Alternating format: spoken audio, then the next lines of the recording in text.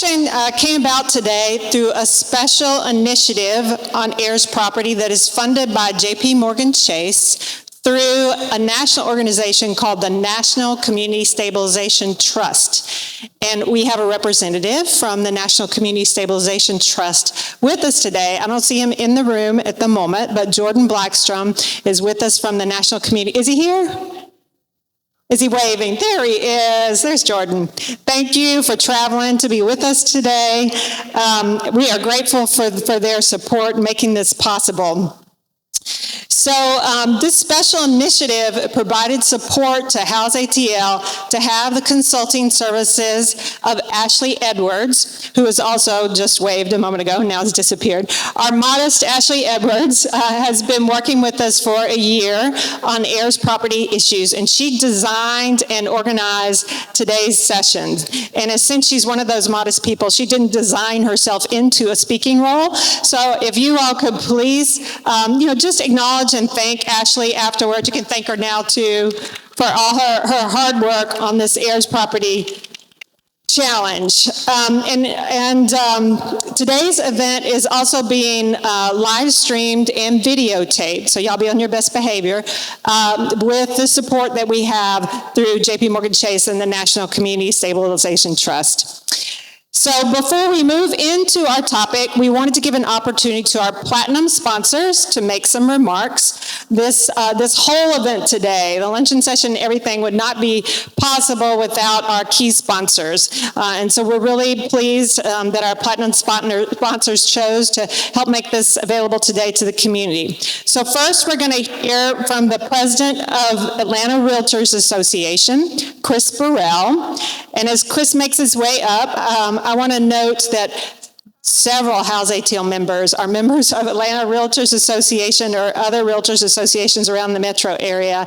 And I've found our realtor friends to be super generous with their time, energy, and expertise. And I'm really grateful to Atlanta Realtors Association in particular for their support. So thank you so much for being with us, Chris. Good afternoon. I hope you are enjoying your lunch. We are honored to be a platinum sponsor this year. On behalf of the Atlanta Realtors Association, it is our honor to be a sponsor of the Dream Home Expo. Today is about opportunity. Opportunity for families to learn, to plan, and take real steps towards building a stable future through home ownership. As realtors, our members are more than just professionals helping you buy or sell your homes. We are trusted advisors who walk alongside you, buyers and sellers through this entire process. In fact, for many of you, it is the most important moment in your life, buying your home. From navigating financing options to advocating for fair housing, our realtors are deeply committed to making sure every client is informed, protected, and supported on their journey. Here in DeKalb County, like in many parts of Metro Atlanta, we face real challenges around housing affordability, availability, and stability. Rising costs and limited inventory make it harder for families to enter the market, while aging housing stock and infrastructure add another layer of complexity. But these challenges also create an opportunity for partnerships between realtors, community leaders, lenders, and homeowners to create solutions to keep our neighborhoods strong and vibrant. One issue especially close to our hearts is family property legacy, heirs property ownership, which is what our next panel will talk about. Too many families lose generational wealth because land and homes passed down without a clear title become vulnerable to outside investors and legal disputes. Protecting heirs property is not only about preserving family history, it's about preserving equity, stability, and a promise of ownership for generations to come. Realtors play an important part in that role here too, by educating families, guiding them to resources, and advocating for policies that keep home ownership a path to wealth, not a barrier. So today, I want to thank each of you for being part of the expo. Whether you are here as a future homeowner, a current homeowner, or a partner in this work, know that realtors across DeKalb and Atlanta are committed to serving you with integrity, expertise, and care. Together, we can ensure that homeownership remains a cornerstone of strong families and safe and thriving communities. Thank you again, and I look forward to enjoying our panel.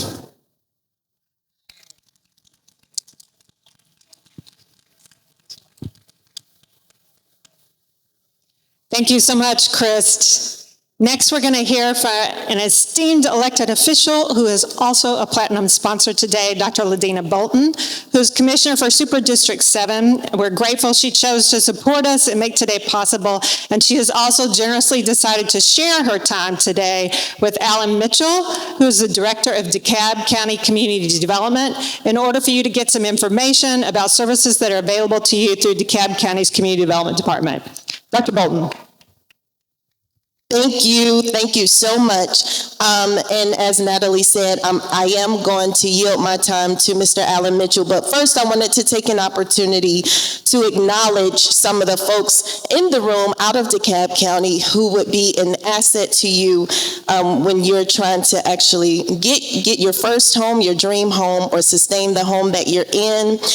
First, I want to acknowledge Mr. Alan Ferguson, who is our Chief Housing Officer, our first Chief Housing Officer in DeKalb County, and I believe he's the incoming chairman for HouseATL. If I got that title wrong, please excuse me, but he is here with us. In addition to Irvin Johnson, he's our tax commissioner, so once you purchase your home, you will give him your tax dollars for your property. And we also have two youth commissioners here with us, DeKalb County Youth Commissioners, Denise Cato out of Arabia Mountain High School. Yes, give her applause. As well as John Green, and he attends Chamblee High School. They're volunteering with us today in District 7. All right, so Mr. Alan Mitchell is going to give you guys some resources for the residents or folks who want to get a home in DeKalb County. Thank you, Commissioner. Good afternoon. I have 2 quick points to make, and I'll be very brief. The DeKalb County government offers 2 things. One, home buyer programs, as well as options to stay in your home. The first program was going to be, we have a down payment assistance program. You heard a lot about that today, but the one we have is on steroids.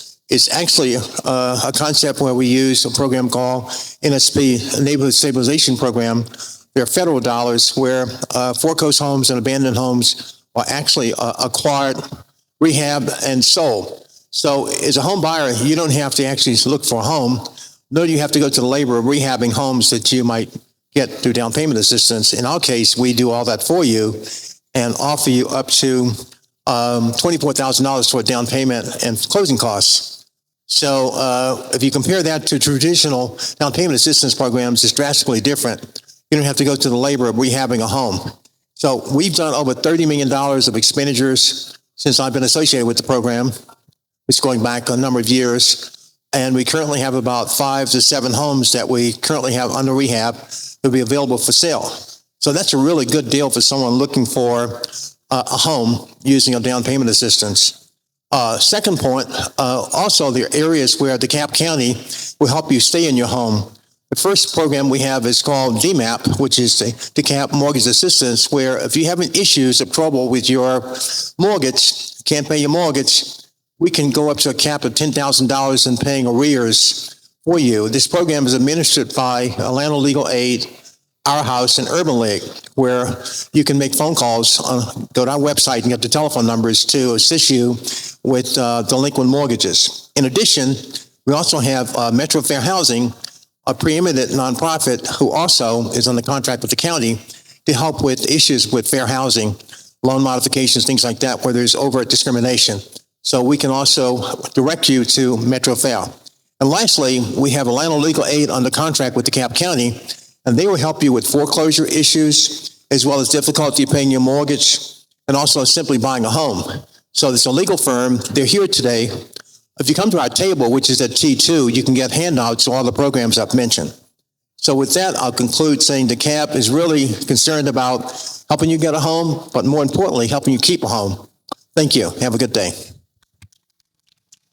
Thank you, and I just want to reiterate again, if you didn't hear anything else, what you should have heard him say is that we have money to give you to support you in getting into a home or sustaining the home that you're in. And again, our table is at T1, is that T1? T2. T2, but yes, T2, immediately when you walk into the door, you'll see our table. We do have resources, you can sign up, and also our Chief of Staff, Lavisa Zanders Johnson, is here as well if you have any questions or need any support, and thank you all.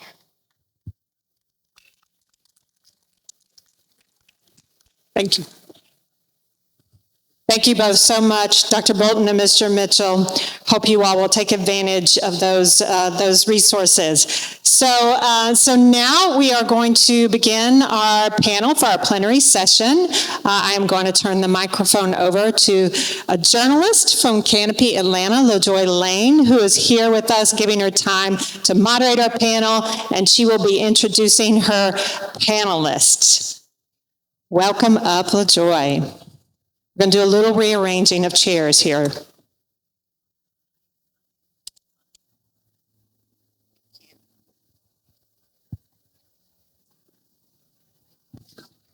All right, I'm going to start over here while they assemble the chairs a little bit and introduce myself. Hi, I'm LaJoy Lane.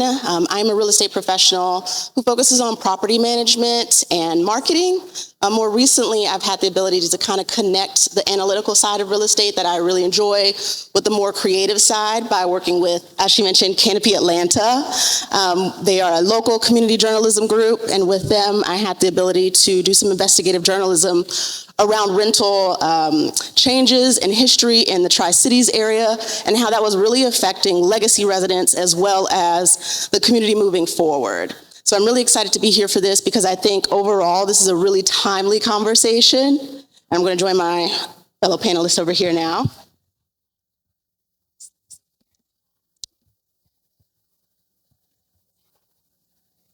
Next slide, please.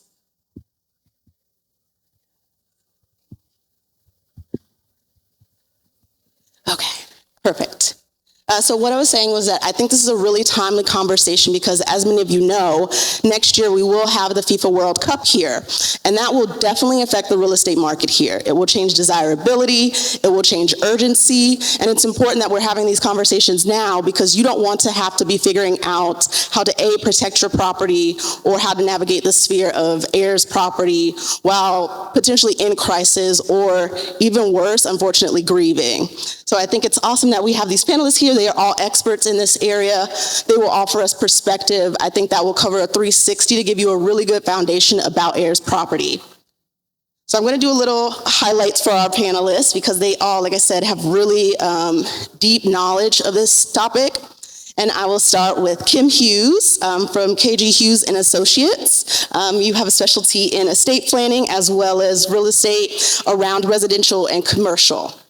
And I think Kim will be able to really speak to the real implications of a lack of education in this area and how that affects families. We also have Sharon, Ms. Sharon Baker Boykin, who has been an attorney for over 40 years. And a fun fact about Ms. Sharon is that she's the first probate court administrator in DeKalb County. So she has definitely seen the impact of heirs property and is going to offer us a lot of knowledge around that. And then we have Colin Galargi. He's with the City of Atlanta, Office of Housing Policy. He's definitely seen the downstream effects of a lack of education as well, and I think he'll complement Kim really well in that area. And also just give us a little bit more about how missing pieces like just not having updated addresses with the local county tax commissioners and different offices where you won't even receive important notices that would have made the difference in you understanding where you were in the process of heirs property. So overall, we really hope you walk away empowered and educated and prepared to both protect yourself and those in your community. So I will also give you both, all three of you, a little chance to speak a little bit more, because I feel like I hit your highlights, but I know there's much more. So if you guys want to take maybe like 30 seconds or so to add a little bit more context.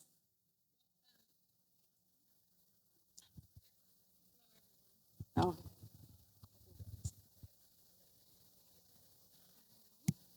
Hello? Can you hear me? Okay, great. Hi, everyone. As was stated, I'm Kim Hughes with KG Hughes and Associates. I'm a practicing attorney in the areas of real estate, closing transactions, both residential and commercial, and also estate planning. I've been practicing for over 25 years, closer to 30, probably in the metro Atlanta area, and very excited to be here today. As through my practice, I've come across more and more, I'll call them opportunities to address air properties issues in my real estate closing transactions, and allows me to better equip and prepare my clients in estate planning because of some of the issues that I've seen that we've had to address. So I'm very excited to be here. Not only is it my profession, but it really is becoming my heartstrings, and to be able to impact and be a part of organizations like HouseATL and support them and other organizations in this space, because it's becoming more and more prevalent in Metro Atlanta and really around the nation. So I'm happy to be here today, and thank you for the opportunity. Mm-hmm. I think you have to turn. Yeah. Everyone hear me now? Okay.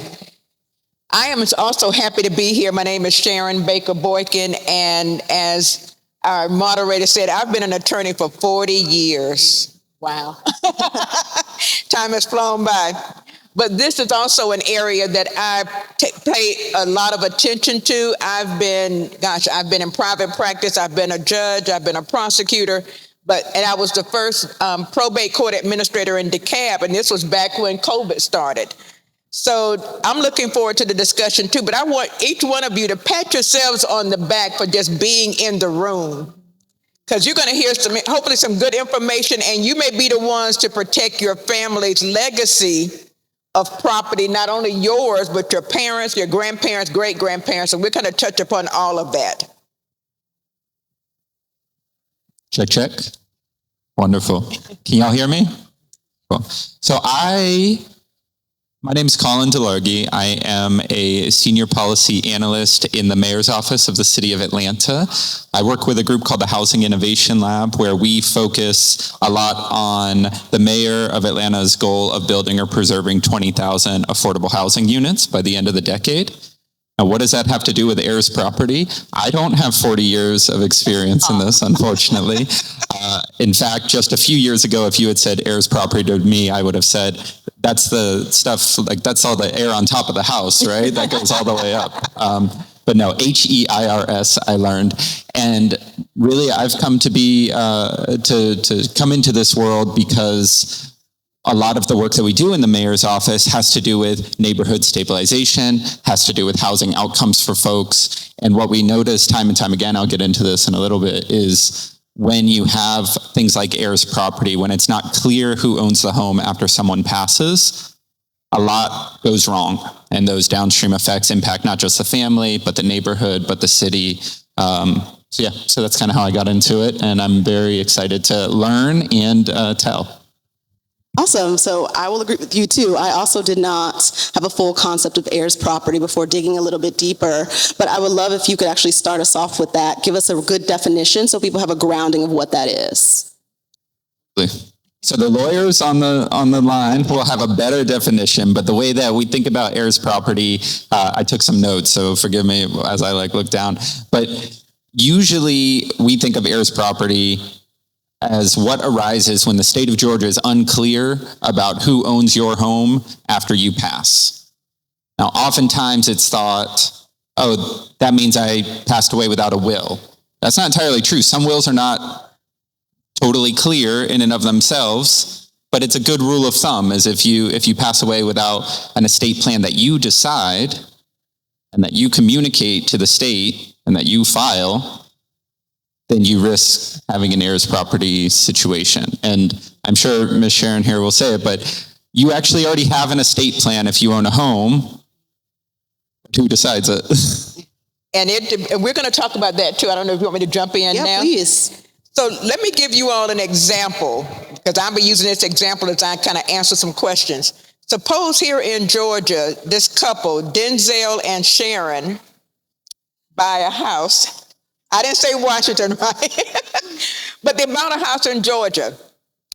And how many of you know that there are two ways this couple can buy the house in Georgia? It can be just the couple's name on the deed, or it says Denzel and Sharon with rights of survivorship. And when I say that, most people say, I don't know what my deed says. You need to find out, because let's say Denzel and Sharon have been married before, they have children in other relationships, and now they're married with children in their relationship.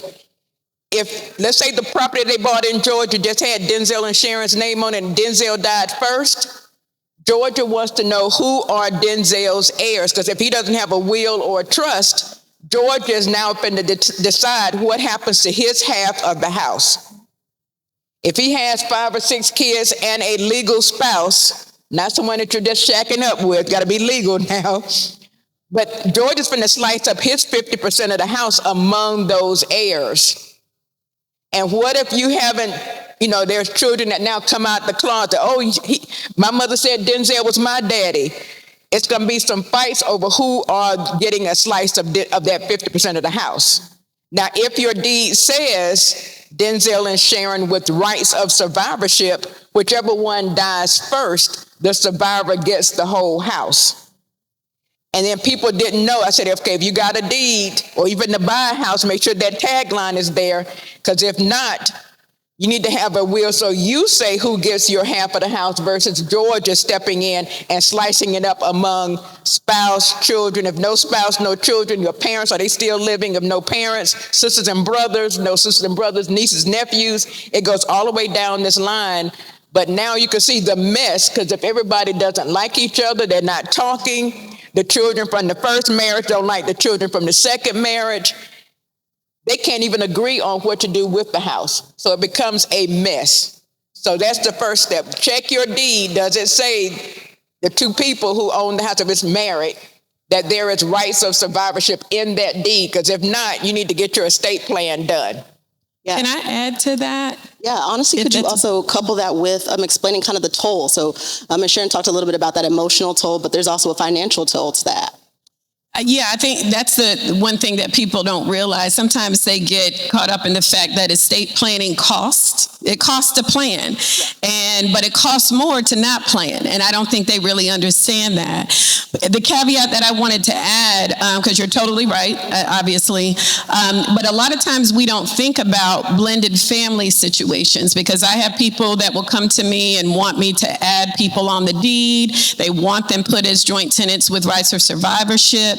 It may be a married couple, all that's well and good, but what's important to me is to make sure that I'm educating people about what they're doing, because they may have gotten that information and it sounds right. But just as another example, when it comes to blended families, you may have a husband and wife that they may have children together, but they each or one may have children outside of that marriage. They may want to make sure that their children outside of that marriage receives part of the inheritance of that property. If you add joint tenancy with rights of survivorship automatically without thinking or understanding the consequences of that, you could be disinheriting your children from the inheritance of that property. So that if one person, like you said, married couple, joint tenancy with rights of survivorship, if one of those spouses dies, the other one would automatically own it. If they are tenants in common, which is the other example that you gave, then that means each married person, each individual out of that couple owns 50%. Well, if I'm getting married, I may want to make sure that my children, who are not the biological children of my spouse, to inherit a portion or percentage or something from my inheritance. So that involves proper estate planning and counseling, because you want to make sure that you're thinking about all of that. So it's really just not a matter, it's kind of like what we understand in the legal world, that people grab onto some information. Oh, that's good, I want to do that. Honey, we should do that. Yes, we should do that. But we're not getting proper consultation or complete consultation to make sure that we understand the ramifications of any one decision. Yeah, I think one thing that I've taken away from being in this world, at least for a little bit, is that what the state of Georgia is going to have happen if you pass isn't always common sense. And in fact, what we're hearing, there's common sense means different things for different people. Mm-hmm. So you might think, why on earth? Of course, me and my sisters lived here, and of course, Sharon's going to take it. But the state doesn't know that, and the only way they know that is that you tell them that.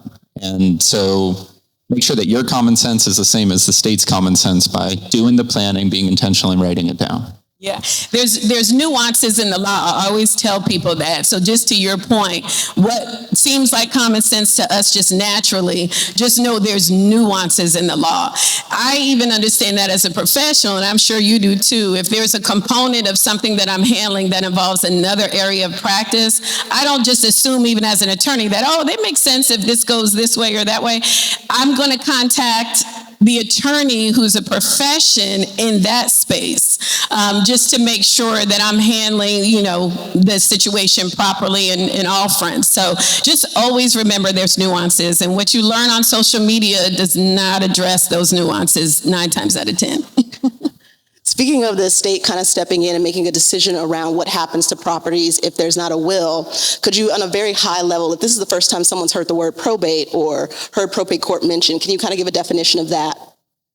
Well, that's the thing. It's like when someone dies, a legal process has to take place so that someone can now execute documents and sign on behalf of the owners. And let me just ask you this. There's some crazy statistics when people don't get their affairs in order. 61% of Caucasians, 67% of English-speaking Asians, 77% of African Americans, and 82% of Hispanics die without a will. So now, we want to keep avoiding that conversation. We don't know when our second date is going to occur.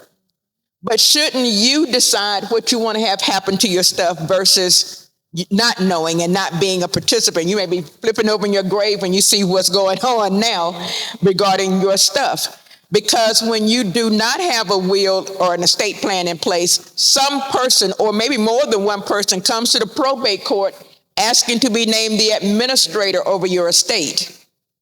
Now, how many of you in the room are private individuals? You don't want everybody all in your business. Is that most of us?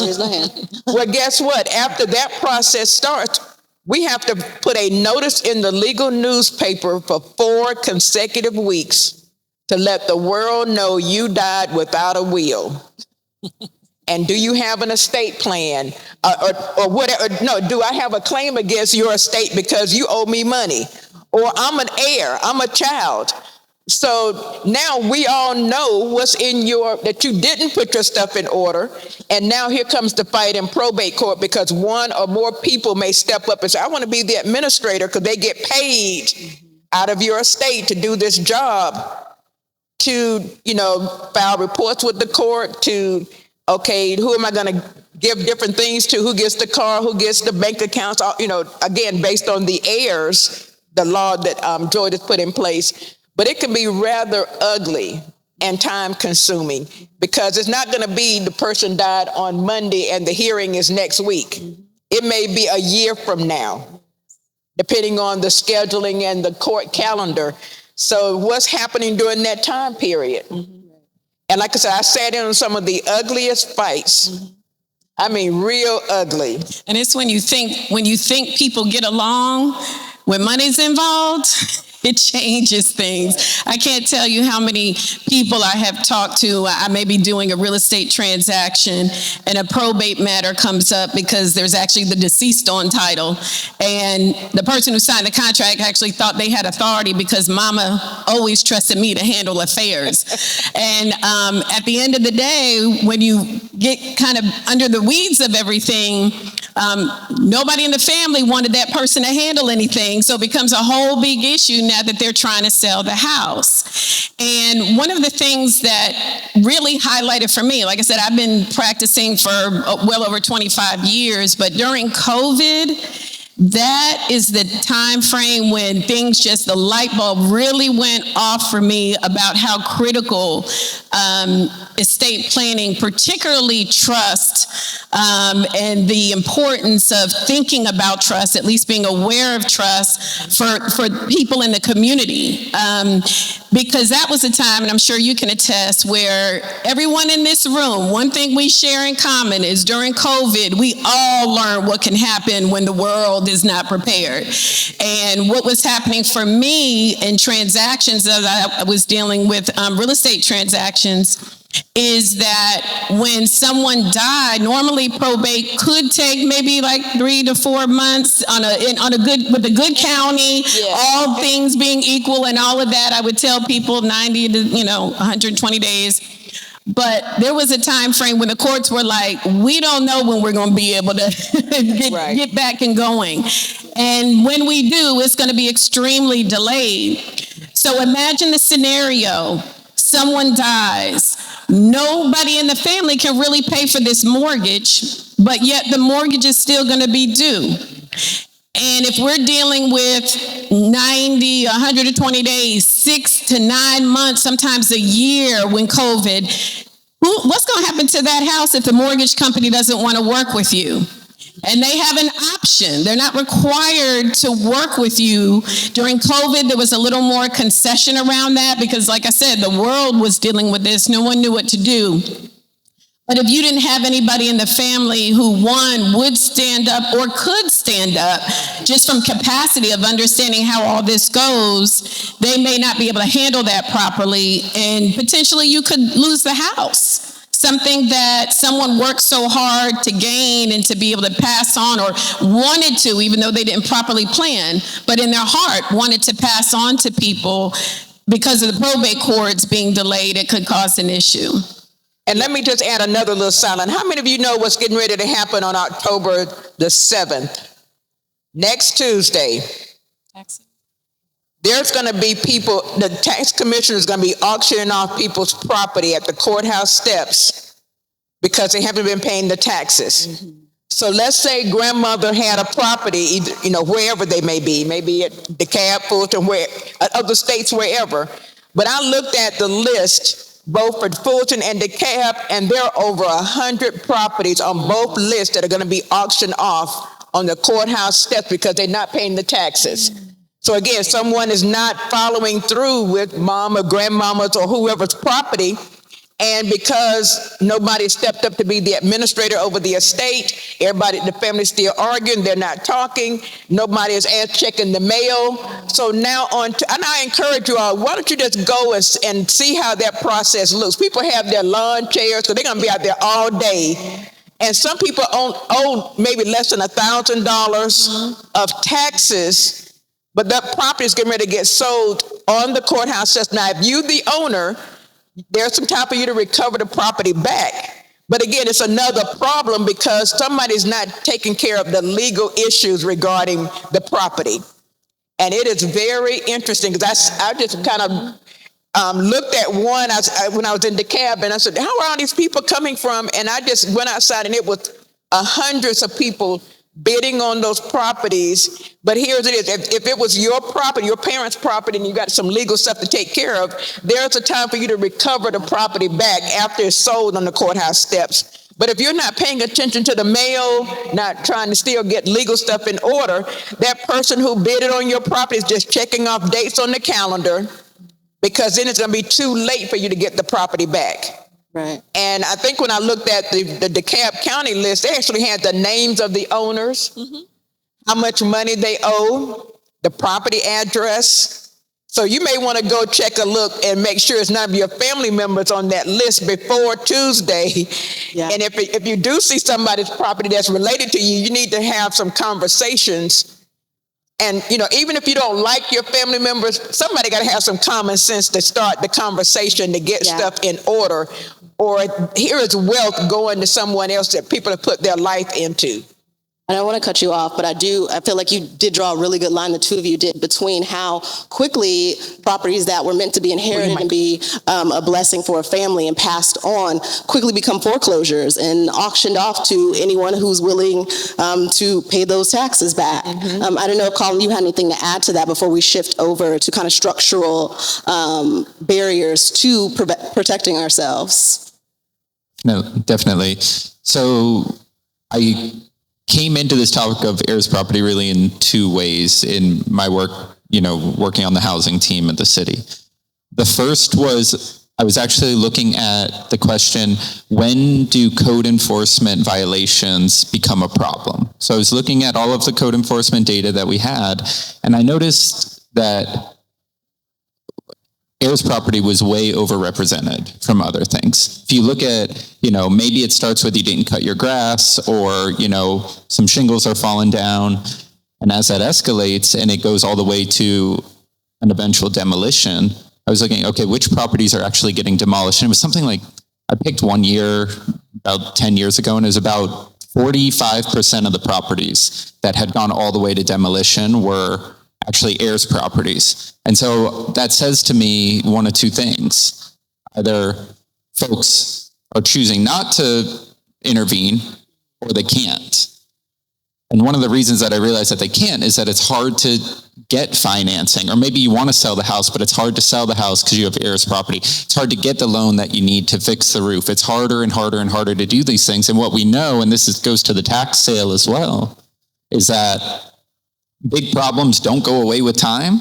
And if it's harder to do something, they just get bigger. And the consequences, like the tax sale or like a demolition, come a lot faster than you think.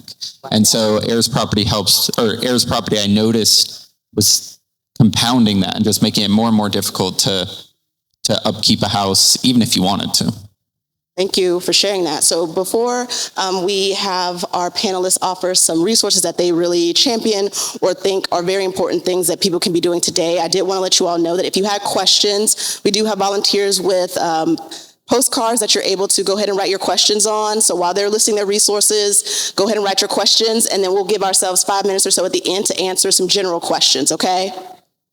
So back to you all. I just want to give you time to champion any resources you think people should know about, or just steps that people should be taking right now when they leave here that maybe is not, like you said, like a huge thing that you're waiting a long time to get done, but is a small step you can take to start preparing. I think just being right here and the resources that are in this room are enough to get you started to learn. There's attorneys here, there's nonprofits here who focus in this space, in addition to HouseATL highlighting this, but share this information with those in your family, your friends, and your sphere of influence, because this is a topic that takes time to learn and understand. The beauty of it, though, to get help, you don't have to know everything. You just have to know where to get help, but you have to act. And I think the fact that this HouseATL is putting on this event, and the supportive vendors who are here in this room and professionals are a great way to get everybody's information so that you can connect to other events that might be available. It's hard for me to say, go online and things like that. I'm always reluctant to tell people to do that if I'm unsure, but I think that here is a great start to pick up those resources and use this as a launching pad to learn about additional resources that you can gather for yourself and your loved ones and friends. What about you, Sharon? A couple of things. Everyone in this room, I think, has good common sense, right? You wouldn't be here. Get you a spiral-bound notebook and start making a list of all of your relatives. If you got to go back to mom and dad, grandparents, great-grandparents, and start maintaining that family tree, because, again, let's say you're the person that's going to go to the court to be named the administrator over grandparents' estate so that you can preserve it. You don't want to not serve someone because you don't like that cousin. You don't want to open up the door for somebody to challenge it later. Oh, I wasn't, included in the list, and, nobody, told me about this action.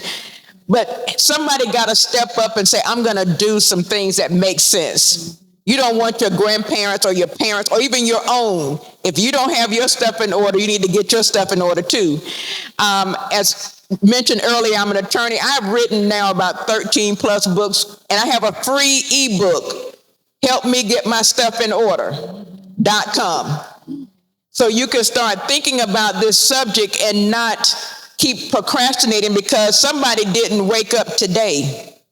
We don't know when that date that we're going to transition. So you need to have your stuff in order, but somebody has to step up and have that conversation with mom and dad. And, ask dad and mom, are there any other siblings that we don't know about? I remember when Prince died, they still got kids coming out saying, well, my mother said he was my daddy, because everybody now wants a slice of the pie. And if you know who they are, put the feelings aside, but do the right thing and contact them and find out. Now, sometimes you may have to do some DNA tests to say, are you really related?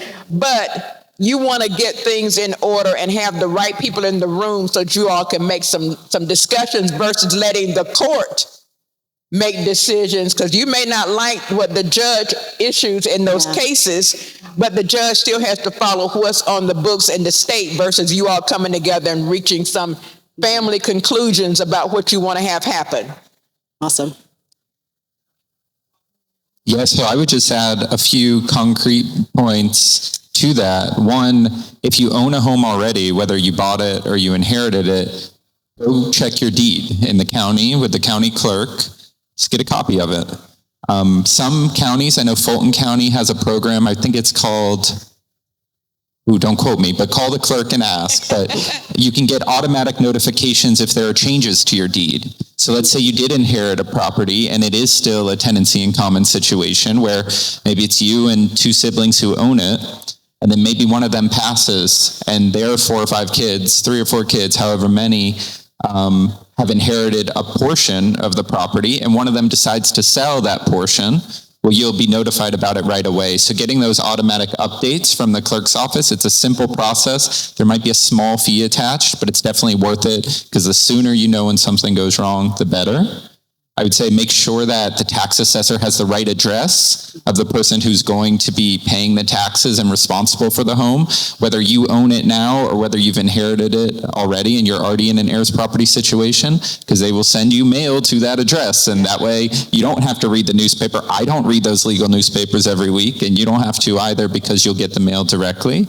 And if you do have a will, obviously getting a will, doing your estate planning now if you own a home, if you're thinking about buying a home, have that be a part of your checklist. But additionally, if you have one, we know a lot of famous, very wealthy people who left it in the couch cushions. Aretha. That's right. It doesn't help you there, so make sure that you're also filing it. You can file it so that it doesn't get unsealed until after you pass if you want to maintain that privacy, but make sure that you're going to the clerk, you're filing the things, and you're getting the information about yourself as well. Awesome. And let me just add one quickly. Get a fireproof container at your house, and you're keeping all these documents in so that you're protecting them and that your family members know where those documents are. Because even with insurance, their insurance companies are sitting on money because nobody has come to claim it, because they didn't even know that granddaddy had insurance and I'm named as the beneficiary. But if there are deeds, if there are other documents, make sure that they are secure at your house in a fireproof container or a safe deposit box, but make sure people know where those documents are being kept. Perfect. Thank you. I do want to give some time to answer some of the questions that we got. I think Ashley's going to come up and read a few of them. Yes, thank y'all so much for this session. And I want to give a round of applause to y'all for giving your expertise, wonderful information, and LaJoy for helping us ground this conversation, okay? So we have another activity to do after Q&A. So I'm going to try to get through as many questions as we possibly can, but if you can kind of keep your responses like 20 seconds or less, okay? So the first one is, what does the cost of estate planning look like? You say that? What the cost of estate planning, what does that look like? It depends on what you want. Do you want just a will? Do you want a trust? Do you need other documents? You need a healthcare directive? You need a power of attorney? You can see me and other lawyers, and we can kind of go through what those costs look like. And sometimes people say, well, I can go online and do my own will. Okay, but if you are going to do it yourself, you better know what you're doing, because you're saying I'm my own attorney. And because probate court will not give you exact, information and stuff, because we have to stay neutral.